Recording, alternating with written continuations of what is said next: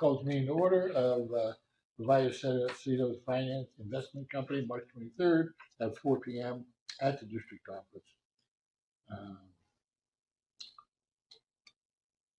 Right to the call to order. We're there.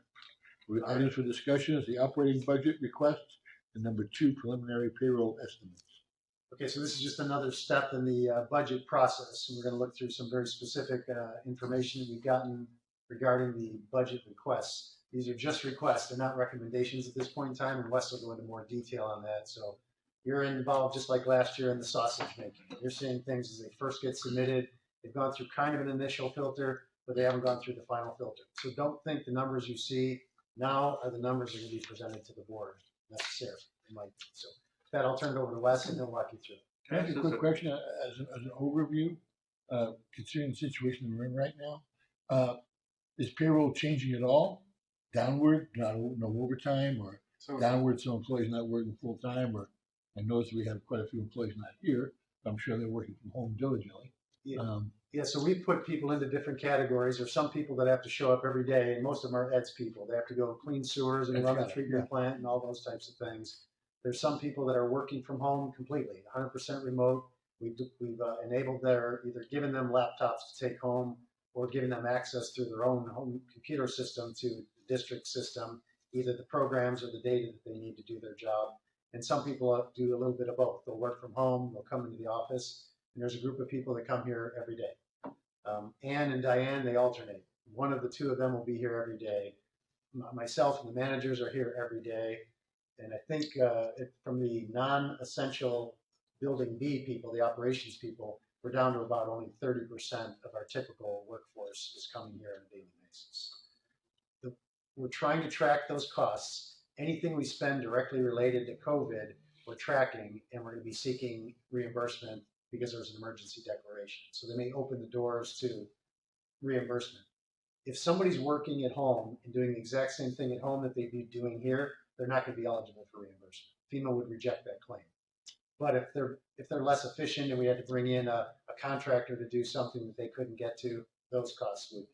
So we're going to track everything we can and let FEMA sift through it if that's what it comes to. Is there a security problem with having people access all of our information from their home, from their computer? There is. That opens us up to. It could. It has the potential to, but we've got Matthias on it. That's the first thing that we talked about with him is if we're opening it up, if we're letting people access from outside, and he's on top of it. He's really good with cybersecurity. We have dual factor authentication. Somebody's using a laptop outside this building through a network to get into the data. They can't do it until they respond to a code. Anybody who was given a tablet or access to the system had to give us their phone number. So as soon as they try to log on, we send that phone number a prompt, and they have to respond to it to say, yeah, it's me, I got this. So if somebody just tries to hack in and we don't have a telephone number, we won't let them in. So I think we're pretty secure. There's an authenticator that gets put into your phone.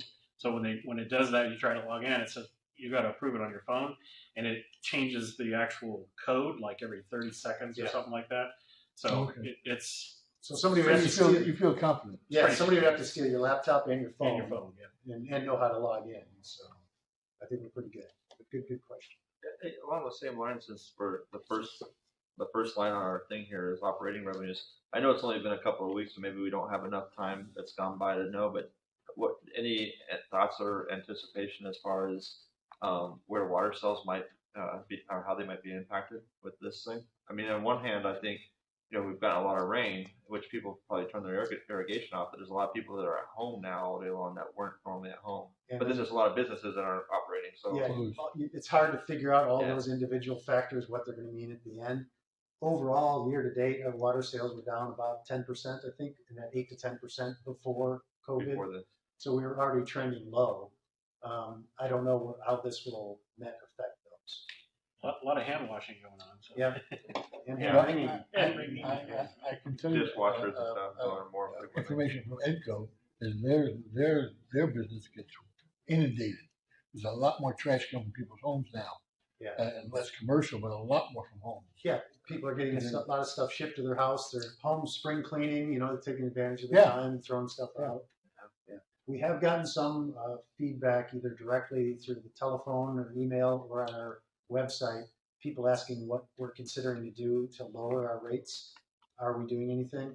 So I'm working, Wes and I are working with our attorneys to try to figure out are there things that we can do within the parameters of Prop 218 to help our customers.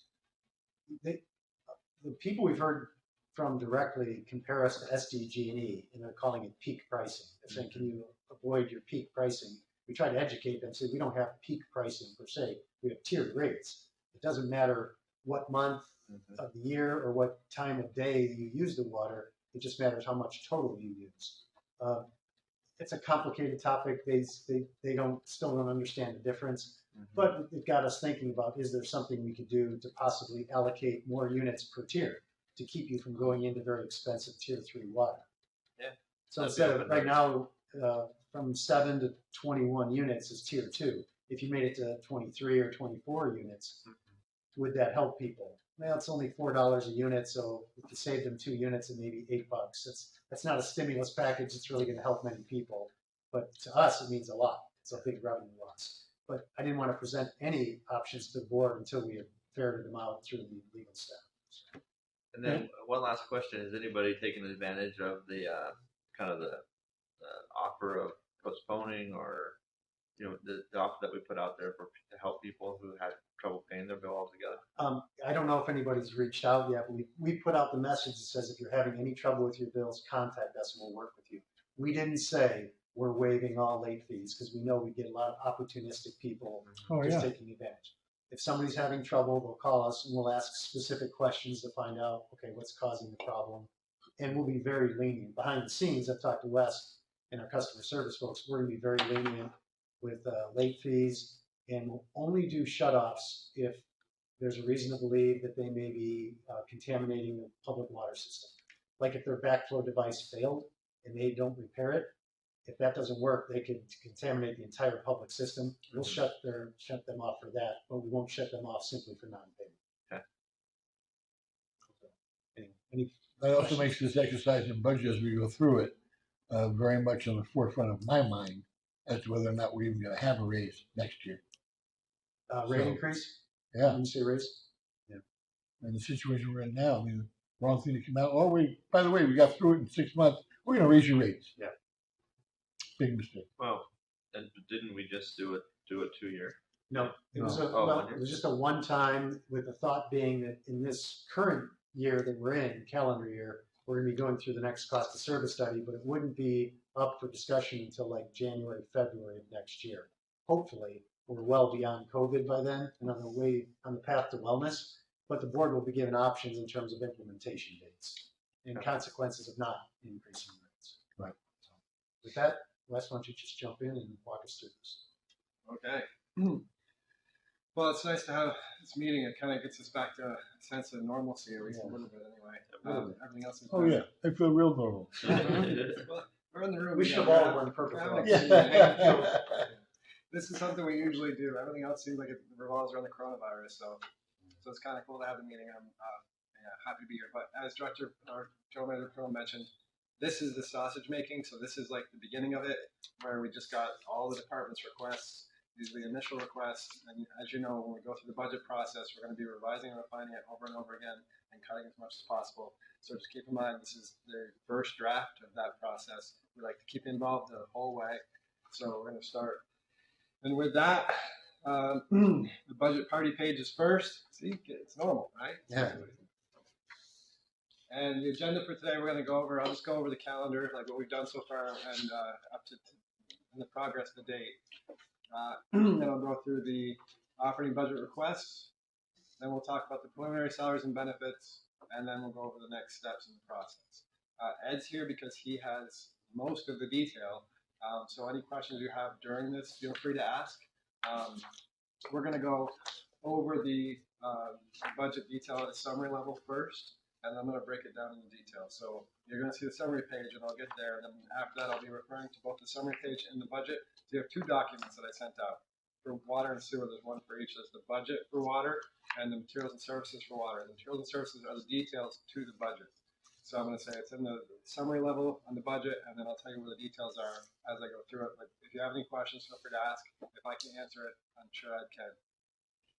So The calendar, as you know, February, we went over updated the projections and the audited numbers of the actuals.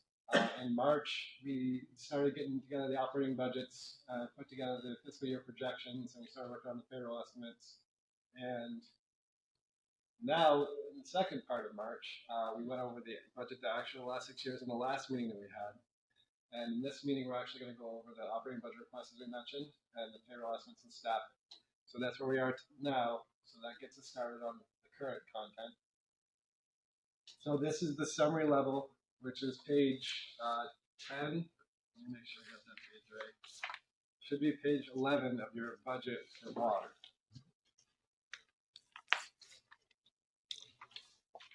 So it's page 11 of the budget for water. And what this shows here is a budget to budget comparison on the right-hand side, all the way to the right. That's an added column to this, just for this presentation. The reason we're doing budget to budget is because it's still a little bit too early in the year to do the budget to action comparison for 1920, because we still have another 4 months left of the year about. But this is so we can look at the budget request and what was budgeted last year. So the first, it's cut off because of the recording on the screen there, so that's unfortunate.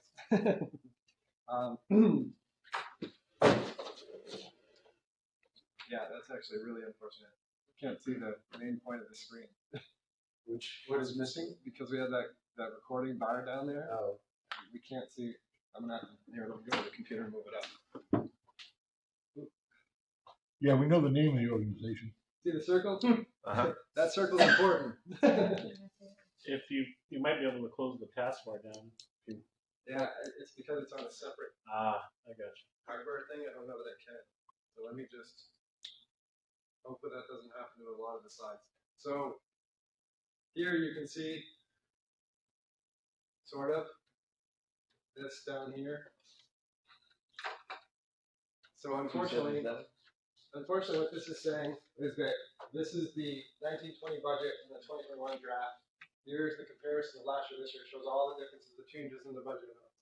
Down here, it says $277,000 is the total change for operating expenses for water from last year's budget to this year's budget.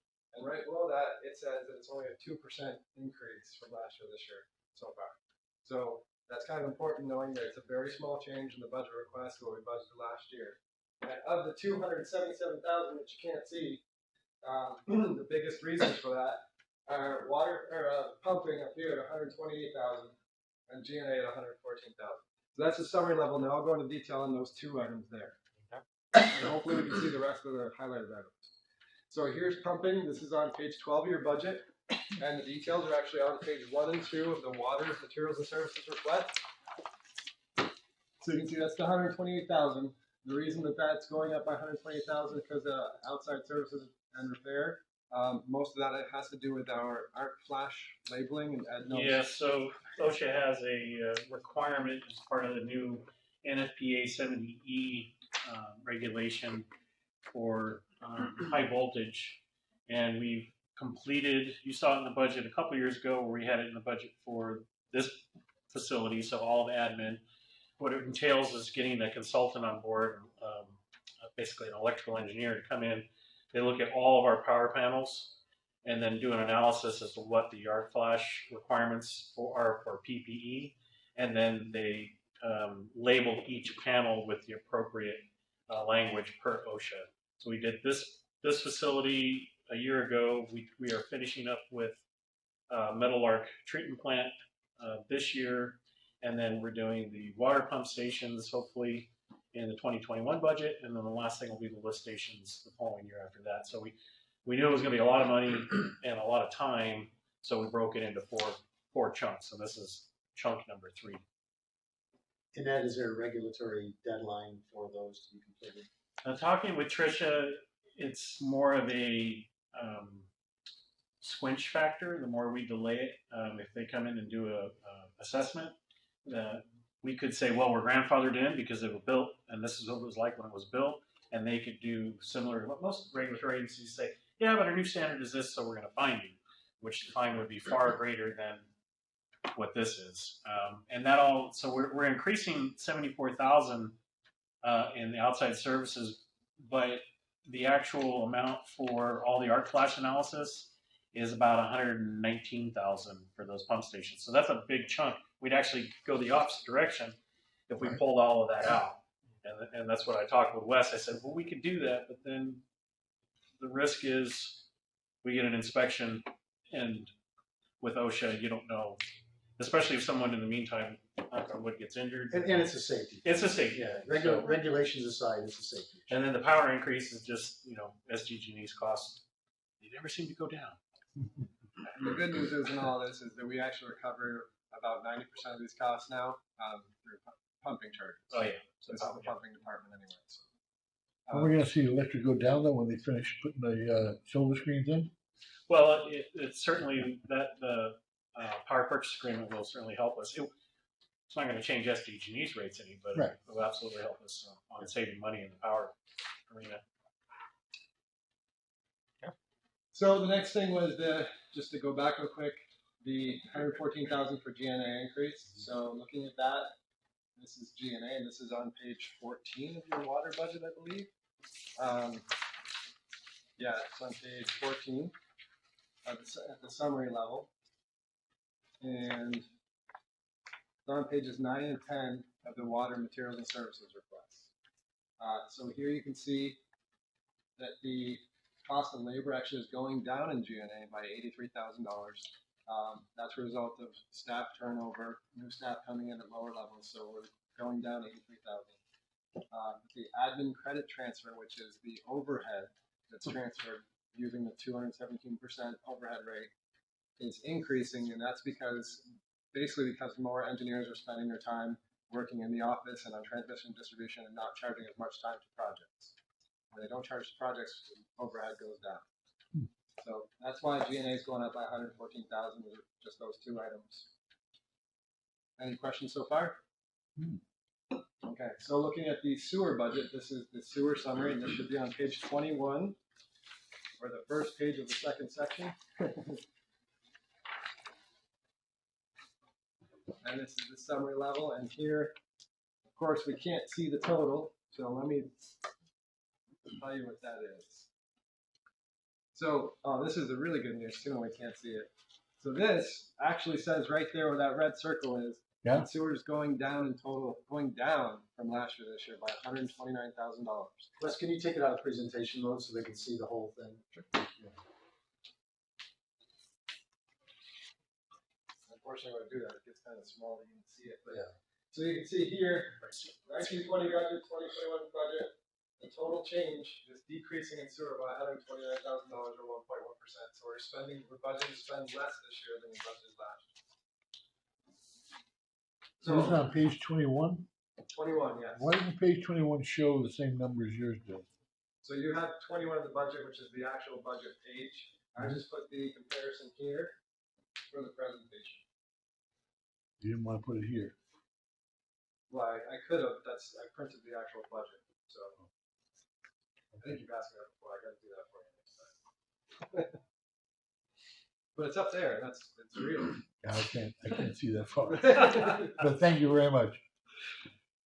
I'll try to remember to get that for you next year. I got to get a better memory. Okay, so sewer's going down to $129,000, and the main reasons for that are Metal Art's going down $151,000, and I'll get into the detail of each one of these in just a minute. Just go over them. Buildings and grounds is actually going up $60,000, so it's reducing the effect of Metal Art, not helping it. And then IT is actually going up $51,000, so that guy Matthias, he's hurting us now. I don't know what happened. He was helping us before, he's hurting us now. One day he's a saint. Next day, what are you going to do? Okay, so let's take a look at those.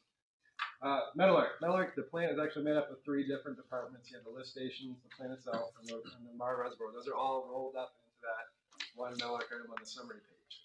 Okay.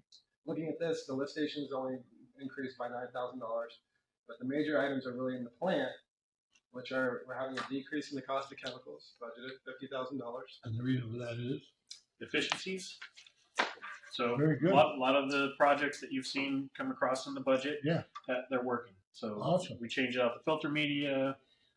We have replaced the blowers that we had that were very inefficient, and they weren't giving us enough air. And so with all of that combined, and then the operators of the plant just continue to and tweak things. So yep, each year since we've been doing these changes, we're bringing the chemical costs Is there a down. normal routine we have drivers go to the reservoir, or is it just Oh, you're talking about Mar? yeah? They've reduced the amount of trips to Mar because we installed security cameras, so they can actually see Mar, both the reservoir and then one part of the dam face, and then it looks out over the other part of the dam face. From here or from Meadowlark? From Meadowlark, I can see them from my desk You can as see it well. from here as well. Couple of reasons we did that. It reduces the amount of time that and that's normal time they get there, but the Sure. weekends we're saving overtime because Yeah. they're not having to go up there and actually do a manual inspection of what's going on. They can see, okay, aeration's working, all of this is working. The dam is a security issue, so they're able to look at that, and so that saved us a lot. Have you seen? I know I've asked this before. Have you seen people in there? We really don't get trespassers in there. I think the whole reclaimed water signs probably keep most of them out that understand what that I is. see people mountain biking and hiking. I drive past there every morning on my way to work. They shouldn't be inside. No, though. no, They they're come on out. the Yeah, they they're come on out the outer fence. perimeter. They come through the fence area, but Yep. there's those trails you've probably seen that kind of go through We the have some mountainside. pretty good neighbors right there, and when we do occasionally get a kid that tries to go in there, they let us know because they don't want them around there. Right. The other thing, and this is a little bit off topic, but I did see some Facebook posts recently with everybody being home that there's a tremendous amount of people fishing South Lake right now. Really? I don't know if that's a concern, if that's something you guys want to know about, want to take care of, but We have trouble with the sheriffs doing anything out there. Yeah, it's not a high priority. Yeah. We kind of gave up calling them because they won't even ticket somebody. And we're like, Yeah. well, they said, well, it's a $10 ticket. The judge throws it out because they don't want to do the paperwork. I go, well, then how do you know when it's their second time, third time, sixth time? Because it's supposed to escalate from there. And yeah. so we're not getting a lot of help. Yeah, and I know people are trying to do activities right now that are outdoors and away from others. So I just don't. I want to make sure that we don't have like a liability if somebody falls in or they break their ankle or whatever, or they drowned or who knows, right? Is it going to come back on us? Yeah, it's fenced and signed, and There's signs appropriate after the 2003 fires that took all the brush away from the fence. We made sure we put up signs that's every 500 feet it has to be legal or whatever. So then we could actually get to the fence, and we did Is that. it legal to put up a sign contaminated and the skull and crossbones? Yeah, Is that legal to do? Funny, I don't think funny, so. funny you mentioned that. What does it hurt? Well, I had an idea years ago, and it got approved, but I just never followed through with it. I was going to put up a big sign that said, "Warning: this lake is contaminated with dihydrogen monoxide, known to be lethal compound. Do not enter." But dihydrogen monoxide is water. Yeah. People drown in it every day. Well, So it was not going to be false, but So I just got off a teleconference call, and Kim Thorner was participating in it. And they just this weekend they closed the Elfin Forest Recreation Facility to public. Oh, And she said there were almost fistfights out there when the rangers went out there to close it. Because people were very upset. They were parking their motorhomes in there, and said the rangers felt threatened for their safety. So sure. we have to tell our people just be very careful of that when you approach anybody, because people aren't acting rationally right now. no. And that's actually, I go through each morning to my departments and talk to staff, and that's one of the recurring themes is be safe out there. And I let them know if someone from the public approaches you aggressively, just leave. Yeah. Don't get into it with them. Just leave. Call your supervisor. Call me. Just go. Yeah. Because people are doing weird stuff right now. Yeah. More than normal. Well, I was just going to mention, we have another project coming up that can further reduce the chemical demands at Meadowlark, and that's going to be the diffusers. Yes. Yeah. Put more effectively put oxygen into the wastewater treatment system. And that'll be coming to the board in a couple of months. Yeah. Maybe bumped back because of the coronavirus stuff, but it's another step we're taking. Initial investment of capital costs, but it'll reduce operating. You know, I've asked for it, but never received an ROI on any of these. I never get one. It's like, I keep saying, do we have an ROI? No, just a good thing to do. I mean, do we have an ROI? And you're going to be putting in all this infrastructure So to save us $20,000. Is it costing us $1 million to do that? the aeration has to be replaced because the panels that are in there now are failing. So that's a job that we have to do. Has to happen. Has to happen. Yeah. Anyway. Oh. But if we were to do something like replace a pump or a motor before its end of life because we thought it was beneficial, then we would certainly do a cost benefit analysis and ROI to say, hey, this pump could last another 10 years, but we would recommend replacing it now because it'll save you money in the long run, then we would certainly do it. Did we ever get an ROI on our solar panels? I just don't remember. On the- Existing ones out here? This one out here? No, these I don't think you have one, but No. the new ones we were thinking about putting in. That now, because of the China factor, they can't do it. Yeah, I don't know if we ever got an ROI, because what we're doing is we're just getting power at a predefined price. It's Right. really zero out of pocket, so there's no ROI and something like that. Well, there is, because you're spending how much money to save how much money. But we're spending very little. They're reimbursing us for everything. The power purchase provider will be paying for everything. That's The the only- answer. The It's only a thing is, win-win, yeah. there's an opportunity cost. We could have Yeah. otherwise used that land at Lift Station 1 or at Twin Oaks for another purpose. So, Ballpark. yeah, what did we lose because of that? Not much. I'm fine with solar panels going on top of those Yeah. railroads. And, we've had more than one. Soccer wanted to come in. AYSO wanted to Really? come in. Oh yeah. As soon as we built the first one, they cornered me. I said, "Oh no, Yeah. They will never leave.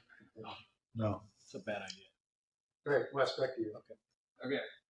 So the other portion of it would be the Middle Arts outside services are going down by $82,000. I don't know if that's We completed some projects, so when it's not a capital project, it obviously goes into outside services in the operating budget. So every year we do some new projects, and the other ones fall away. So that's depending on what we're trying to do each Right. year, and that's one of the things that the O&M supervisors and I work on each year. Is we try to hold our operating budget as flat as possible. There's certain things that we can't push that back anymore. We got to get it done this year because it's failing, but overall, if you look at the last probably 6 or 7 years, the operations budget's pretty much stayed pretty flat.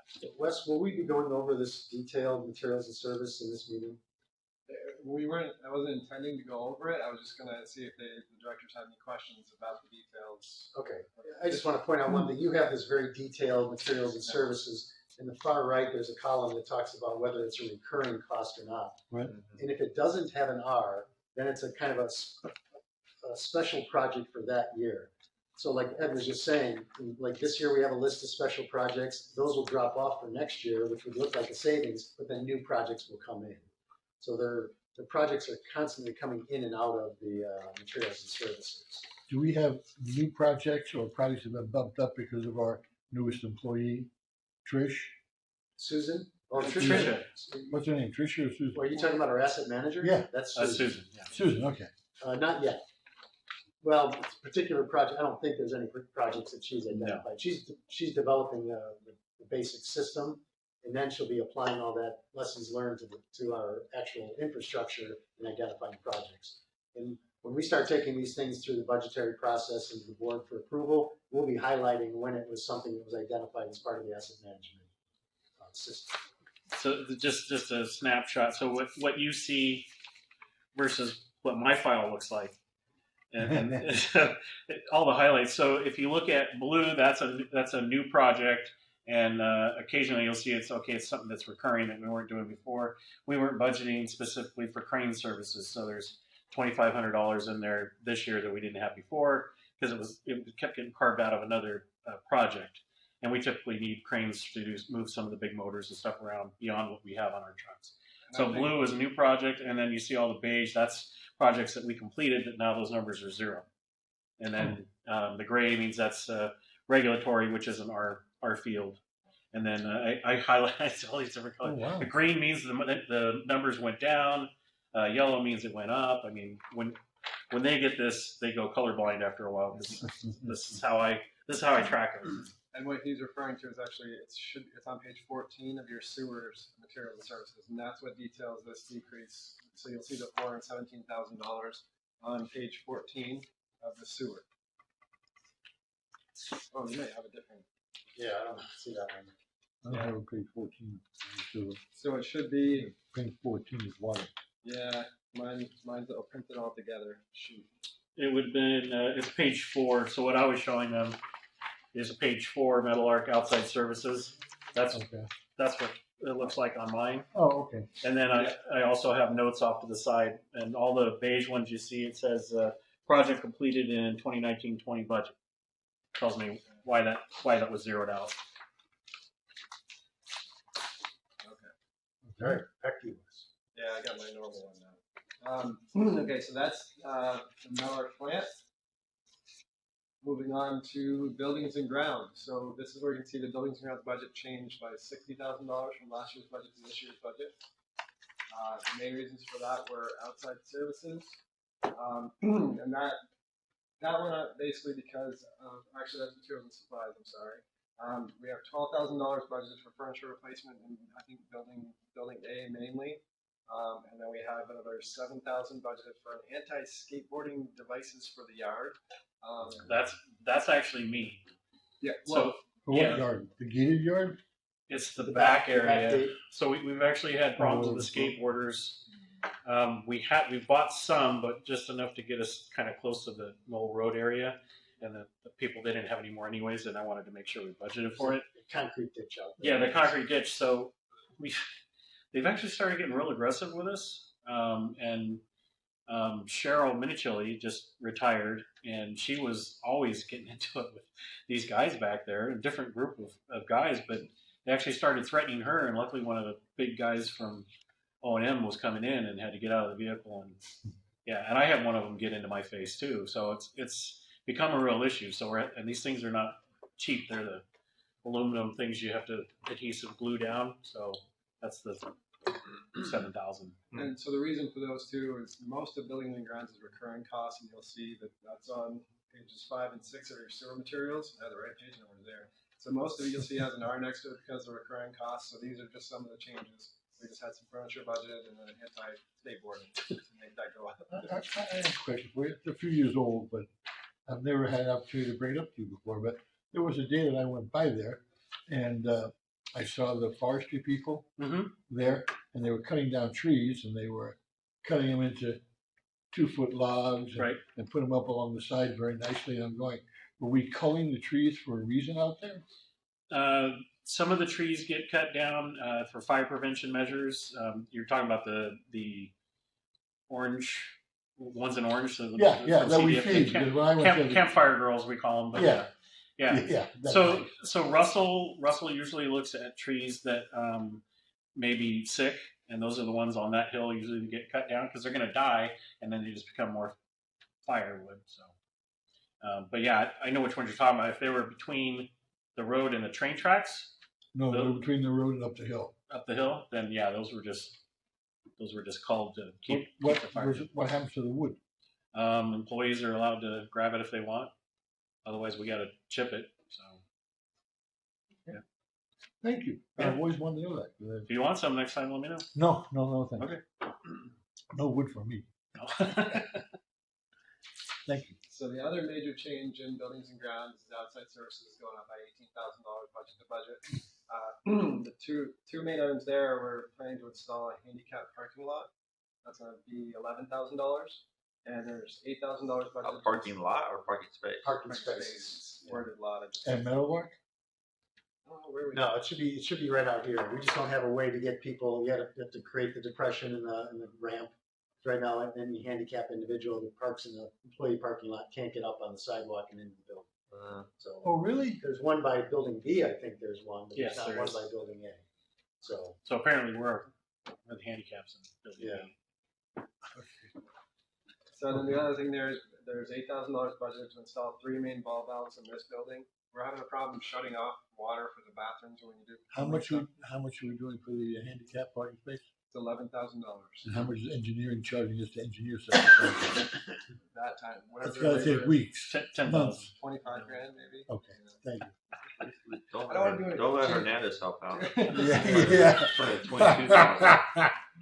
James just said I threw him under the bus last meeting. I don't want to do it again. But I told him, I was like, any chance I get to throw an engineer under the bus? He told me you begged off of that. He told me you begged off of it. He thinks that I got to him. Tell him I always throw engineers under the bus every chance I can get. So yeah, it's $8,000. The other thing is $8,000 for 3 main ball valves. When we're finding plumbing issues, we're having to shut off the water to the whole building, and we're having to put out a thing saying water will be off for the next 4 hours, whatever. But if we put in some ball valves, we'll be able to shut off the How rest. often do we have a problem with water in our building? it happens from time to time. Yeah. If we have to do like plumbing work on, like Sounds like recently it's we had happening, leaks yeah. in toilets. That's Yeah, the some cooling places. system. Oh. Main pipes run through there. they've tried to fix the tapping sound several times. It's actually pretty quiet compared to how it used to be. It used to be really loud. So yeah, recently we've actually had some leaks in toilets, so we've had to shut off the water completely so that we could actually repair the wax seal. And we did like 16 toilets, and the building's 30 years old now. So Do we have to use outside service, or do we have someone that can handle that we job? have outside services. We have plumbing company comes and does it. Really? We don't have a plumber on staff, at least not that I know of. So, but it really To wasn't. change the wax seals and take a plumber? Yeah, I mean, I've done it. You've done it? You had to pull the toilet out, take the wax seal off? Yeah. I Yeah. did it in my house. Well, I mean, They're always there's. looking for volunteer labor. Yeah, I mean, if you want to. Ours going to the wall though. Ours on Do you have that going to insurance? the wall. Yeah. Oh, really? I don't do Toilets are heavy. Yeah. Look at the volunteer. Okay, so moving on. This is the IT budget, so now we can talk about Matthias. So this one's going to be on page 7 of your sewer materials. Details should be. I don't have the page number here for that one either, but I can tell you where it is. It's going to be on page 7 and 8 of your sewer material and services request. And you can see on page 8, Matthias goes into a You lot know, of if we detail. print these page numbers just a little bit larger, it would really help out a lot. I know, we'll increase, I'll make a note, bigger page number. So yeah, on page 8 though, you can see Matthias really goes into detail on his budget, so you can see all the line items he has there. So going through that, I asked him why his budget would be increasing by $54,000 this year, especially since he was such a rock star in FY20 and saved so much money.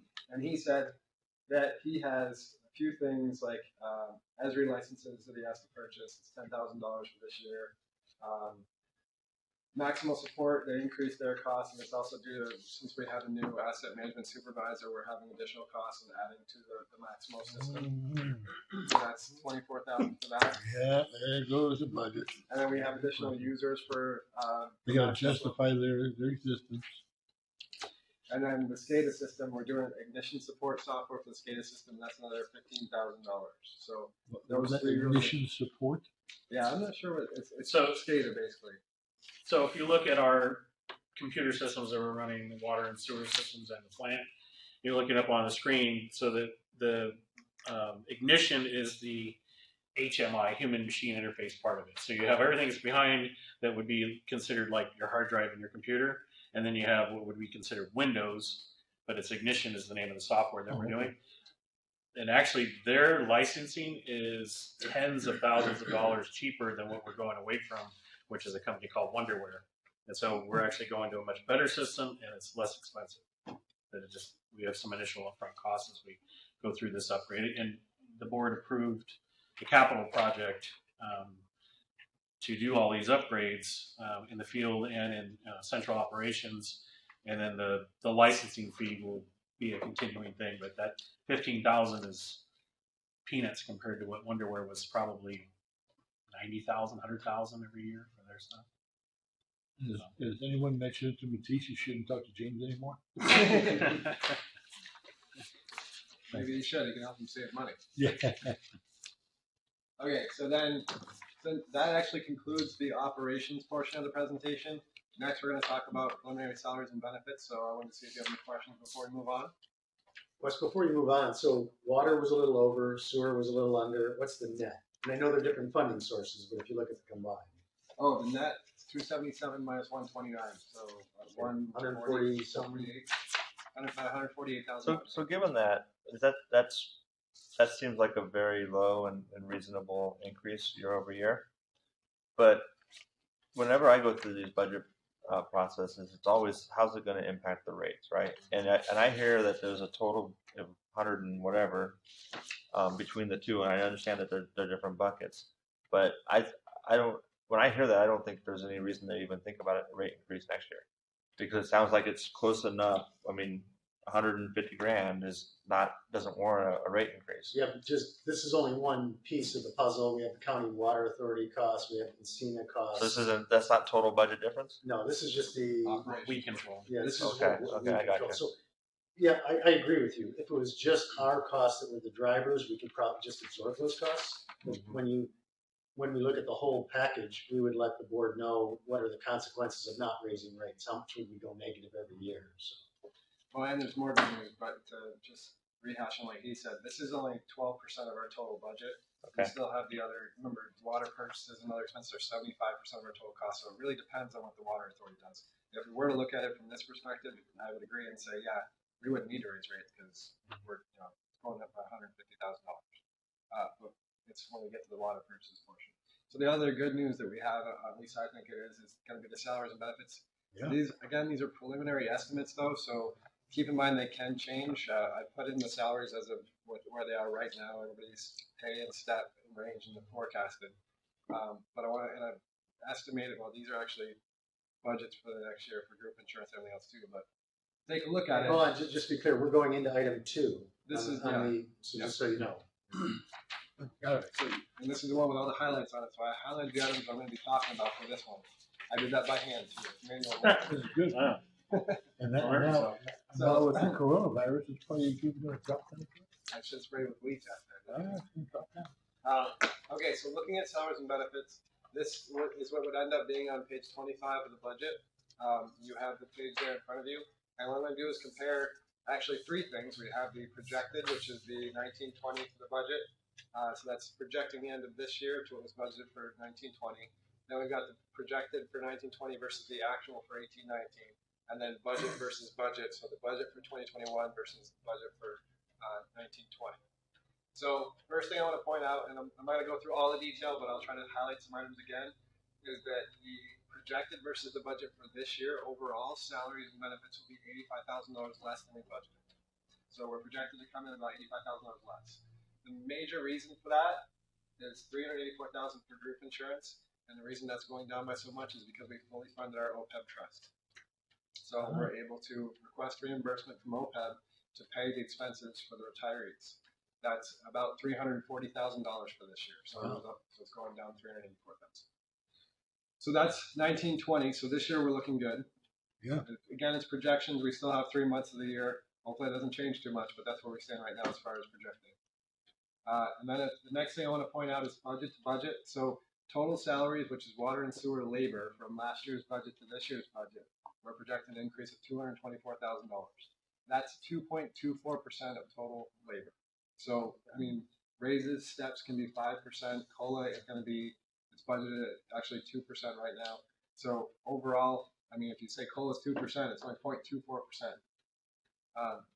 So I think that's a good thing. And then the other thing to note is budget to budget. We're actually budgeted to come in $298,000 less than last year's budget.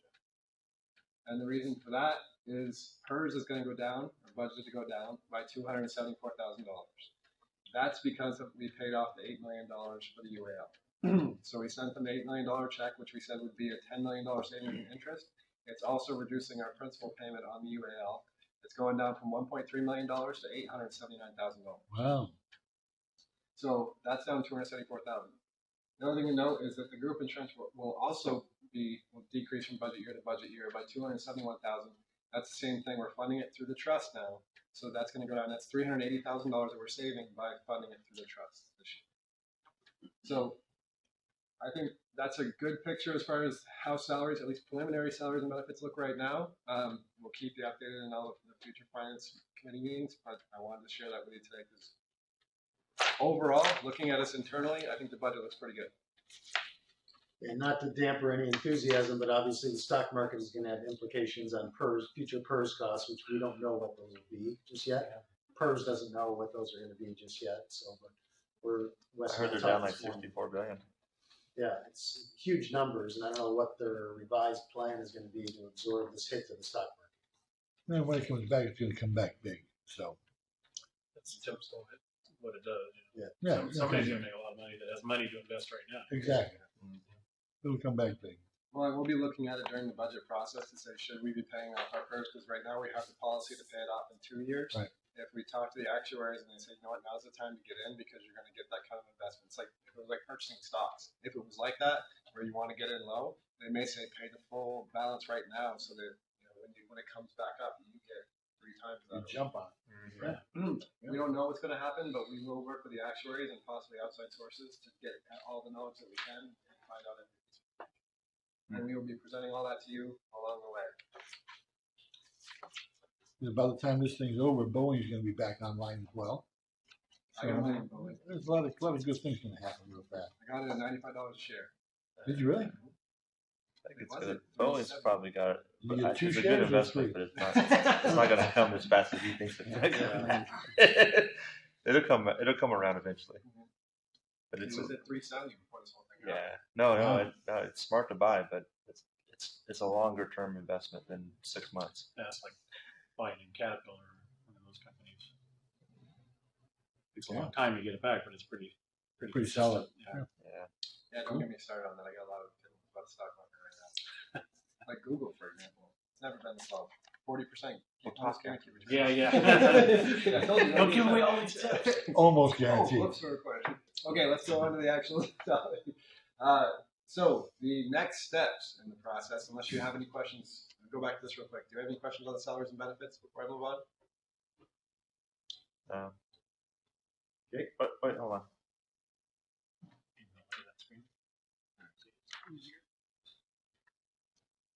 Okay. Okay. Okay. Well, I do have a question on item number 2. Actually, is there, and this is for the district. This is district wide that you're presenting, not just operations. This is district wide. So, are there any positions currently that are not filled that maybe we want to look at and either delay filling them or not fill them at all? I mean, is that a conversation that we should have like right now? If there's like, I don't want anybody to go who's here currently to leave, Right. but if there's a position that's just open and hasn't been filled yet, Yeah. I'm trying to think how many we may have in that status. There's not many. Can you think of any on your side that is? Tim. So we have one that just retired or quit Friday. Yeah, resigned. Yeah, resigned. Was his last day on Friday, and we haven't figured out how to move forward with that. I think you have another one that's an offer's been extended, but they haven't started yet.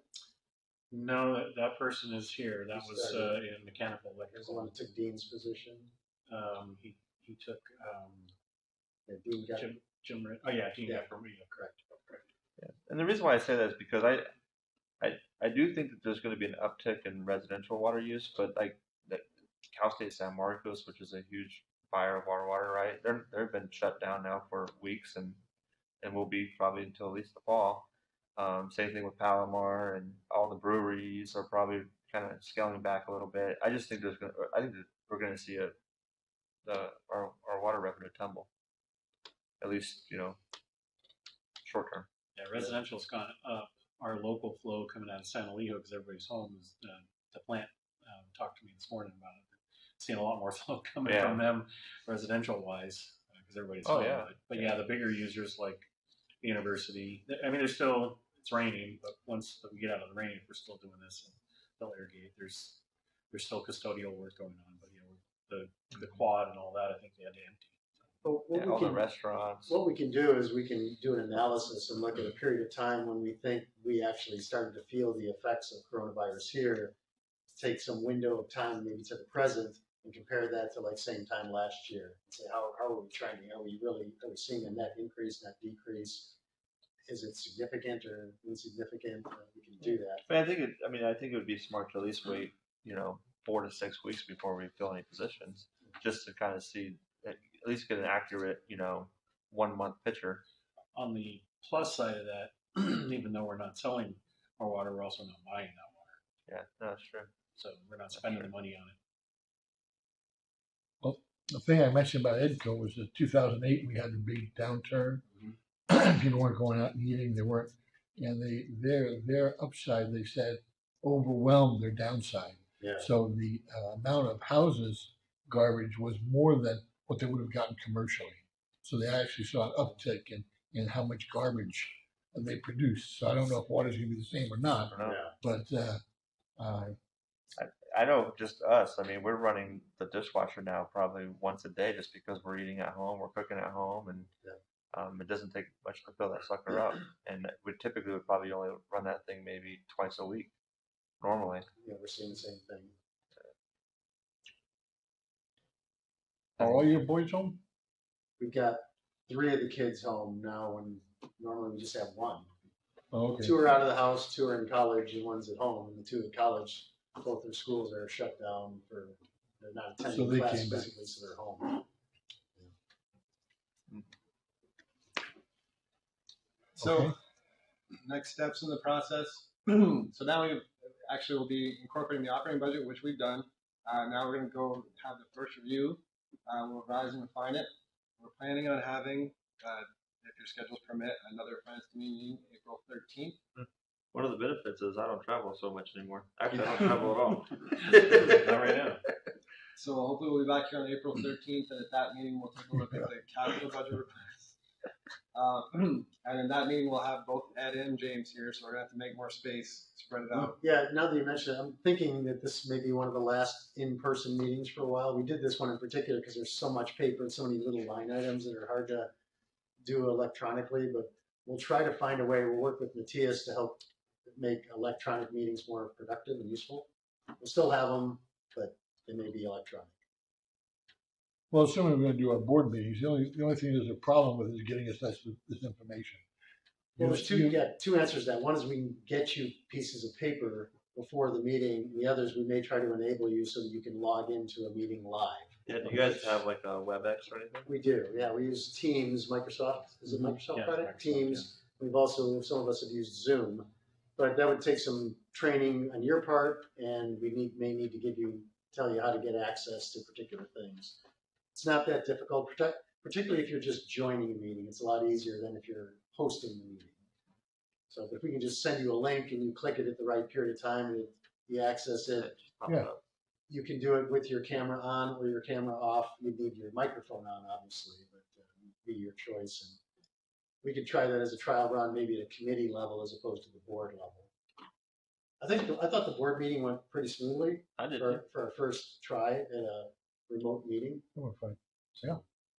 That's going to be easy. I think board meetings are easy to do. Yeah. This is a little hard. This is more interactive.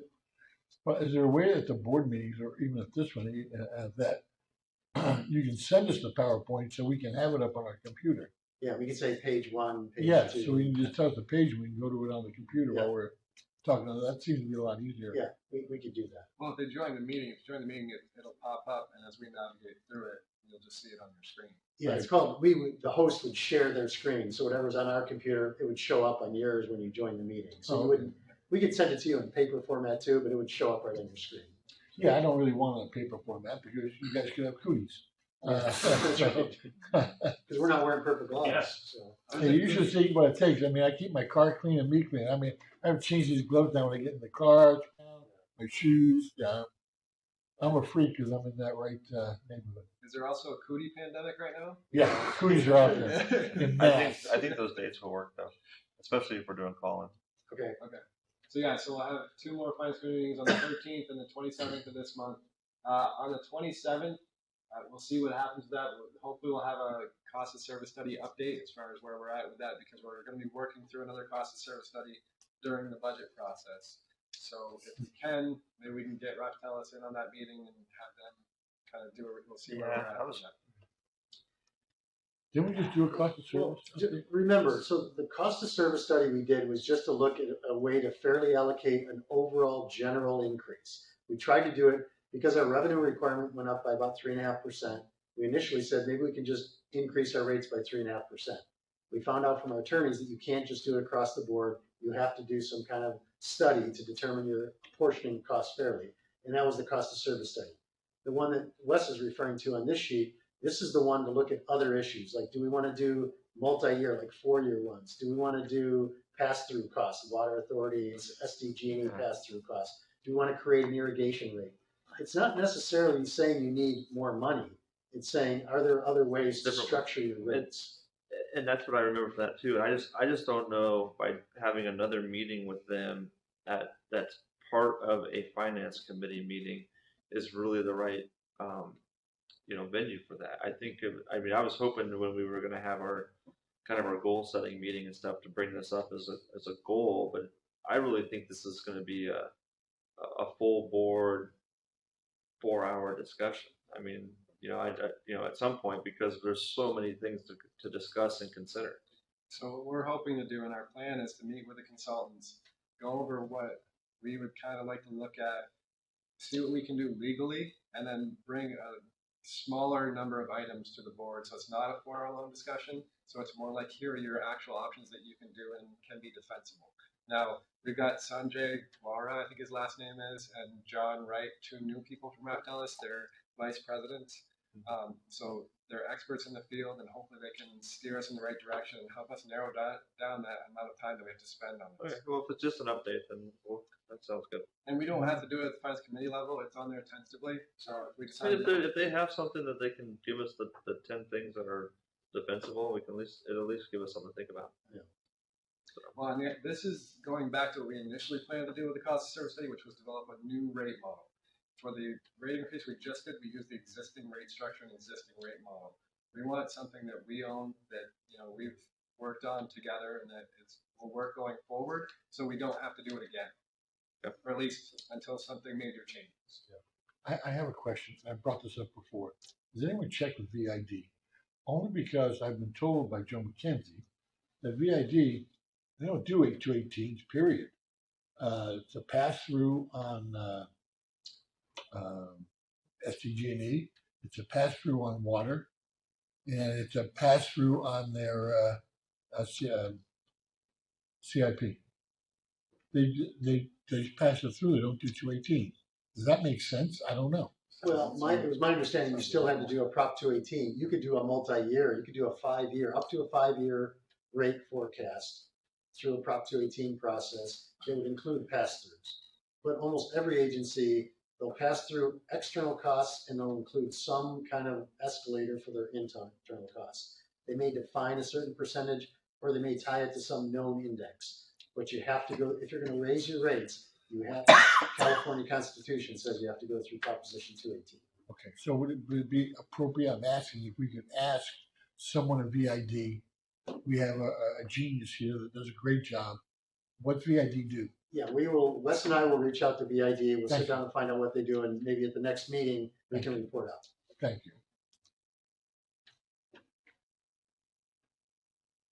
Okay, so that's April. Then if we go to May, then we'll be coming up with a draft proposed budget. Again, reviewing and refining it. Constantly doing that. I might as well just say we're always doing that through all 6 months of the process. Let me check that May 20th. May 4th is good because that's when full recovery will be in effect. Right. Full recovery of what? And going stocks coming back. Be nice. You'll be back fine again, Mike. I hope you're right. I hope so too. May 20th, you said? So May So I am due to be in South Carolina May 20th. That's subject to change, of course, but if things are getting back to normal, then I won't be here. So, but maybe we can wait 3 weeks or so, kind of get halfway through, the second or third week of April. Can we decide then if we need to change that or not? So I'm going to bring this to every meeting and say, here's the Alright. calendar going forward, and we can Yep. change it anytime you want.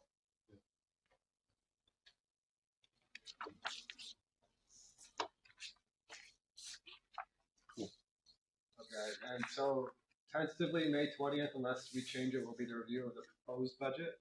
And after that, we will bring it to a board. And actually, is that a board? That's a board workshop for the proposed budget. Yeah.